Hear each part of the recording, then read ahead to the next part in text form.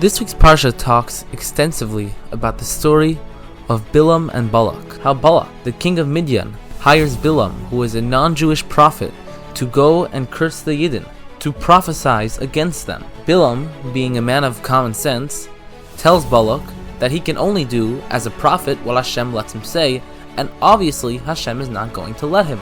Balak insists on him trying, and all Bilam does is end up saying prophecies of blessings to the Yidden. Interestingly enough, this week's Parsha is called Parshas Balak, which would make sense because that is the theme of the Parsha.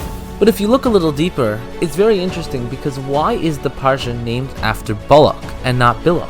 Balak was the evil king who had the idea, but at the end of the day, the person who attempted to prophesize against the Jews, who in turn prophesied blessings for the Jews, was Bilam, not Balak. So if you want to give a name to the Parsha that sums up the entire Parsha, that talks about and covers the topic of most of the Parsha, shouldn't it be Bilam's prophecy over Balak's one order to do it?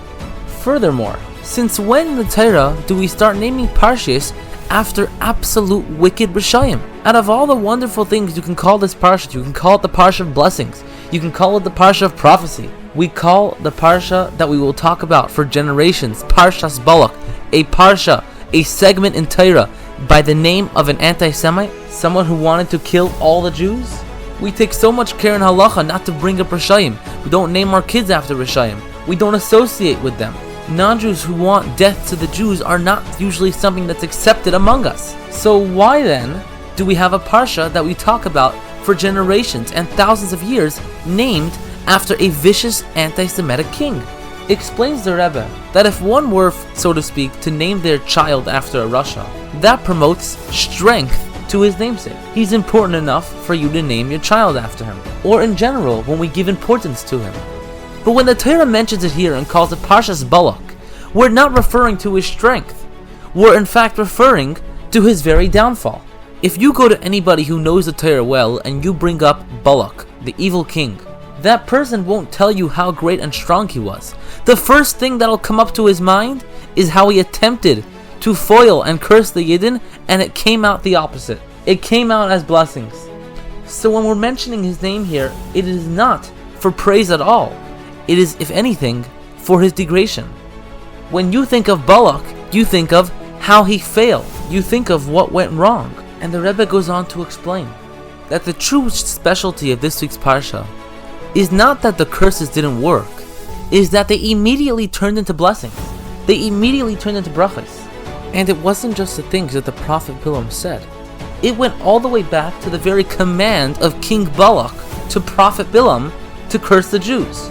Even those words were switched to good, because if Balak had not commanded Bilam to prophesy against the Jews, we would have never got all the blessings that came as a result.